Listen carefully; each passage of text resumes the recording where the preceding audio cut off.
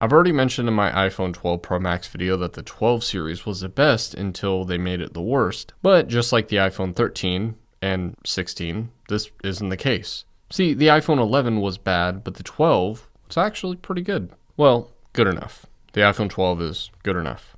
See, the numbered iPhones were decent upgrades year over year, but I will be honest, I've been using the iPhone 16e after using the iPhone 12, and they honestly feel very similar. Of course, performance will be better on the iPhone 16e, but these phones feel very similar, with the 12 sometimes being better in a few aspects, but only a few. This has the same iPhone design everyone is used to, nothing on the top, volume buttons and mute switch on the left, as well as a SIM tray, while the right has the power button and 5G ultra-wideband antenna, if you have the US version. The bottom houses the microphone holes, bottom screws, and USB 2.0 lightning port, which allows for about 20 watts of wired charging, which is okay nowadays. Feels slow, just like the data transfer speeds. There's also a loudspeaker which pairs with the earpiece and sounds good enough. Better than the Mini, but still not too mind-blowing of sound. This is housed in the notch, which also holds the front camera and Face ID unit, which does not require the front camera for Face ID, fun fact. It just uses the camera to make it easier to set up.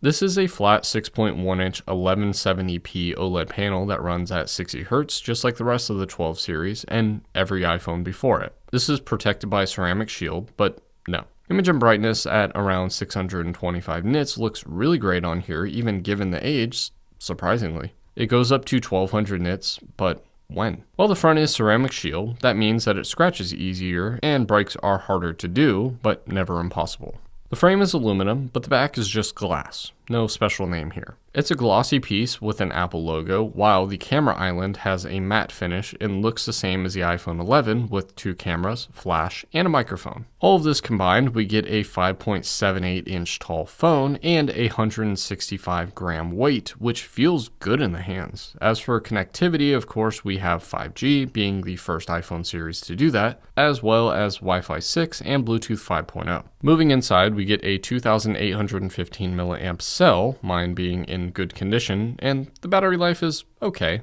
Nothing crazy good here, but again, it is a newer battery. To charge, I told you it's 20 watts wired, but we also get MagSafe charging, so not only 15 watts of power, but also magnets. To drain the battery, we have the Apple A14 Bionic chip, which is paired with 4GB of RAM, and just like the iPhone 12 Pro Max, it does okay. Now, it's obviously not the best at handling iOS 26, but just like the Max, anything is better than the SE 2020. It handles all that you throw at it, honestly. No major lag besides the operating system in general. Games run well on here and still look great. The screen is weird though, and I'll bring that up a little bit later. As for storage, it goes from 64 to 256 gigabytes with 128 gigabytes as an option as well. This phone was IP68 dust and water resistant, but do you really want to test that? Now, I know this is a base iPhone. The iPhone up until the 7 series were flagship devices, with the iPhone 10 confusing that with the 8 series, and the 11 Pro confirmed this with the iPhone 11 being a cheap alternative. Kind of. The iPhone 12 shows up in the line being the same chip as the 12 Pro, but it's not the same phone, right?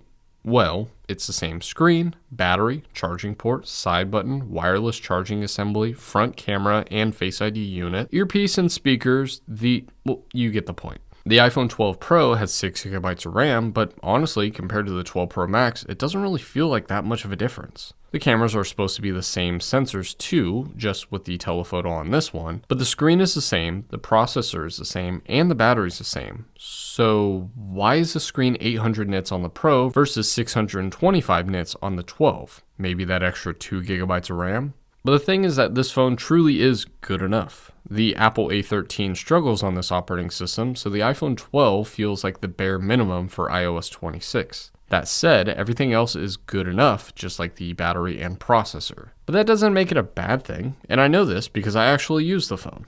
I really don't have issues with this phone besides the screen's refresh rate, which we can blame Apple for, but not the 12 series simply because 120 Hz started with the 13 Pro and finally got introduced in the non-Pro line on the Air in 17. Not on the 17e though. But when I play games on here, good enough. When I scroll through apps, good enough. When I watch videos, good enough. When talking about the battery, good enough. And for the price, I would say slightly better than good enough. The cameras, however, well, they're good enough too, but let's talk about them.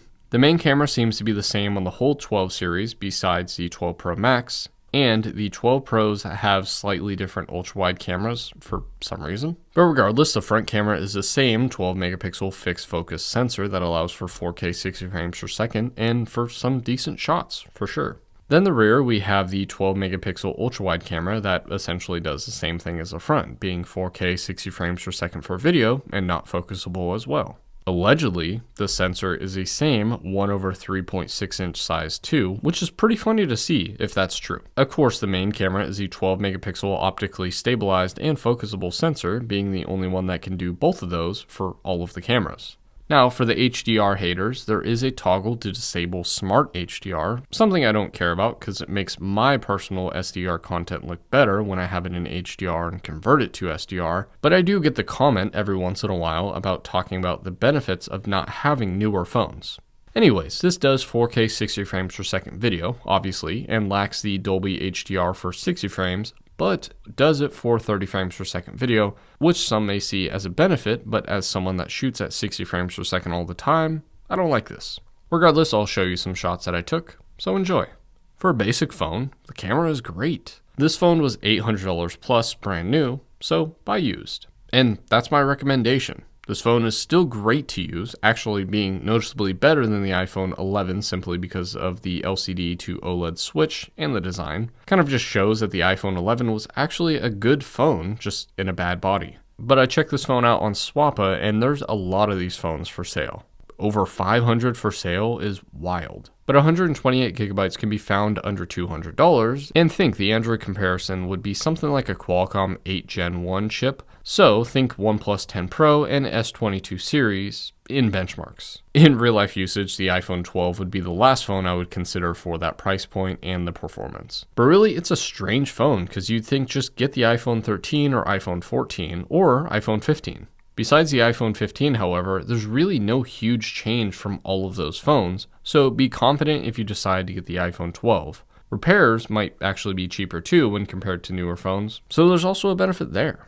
And that's my review of the iPhone 12, a basic phone that's good enough. But what do you think? Too positive? Let me know, and as always, thanks for joining the 1%, and thanks for watching.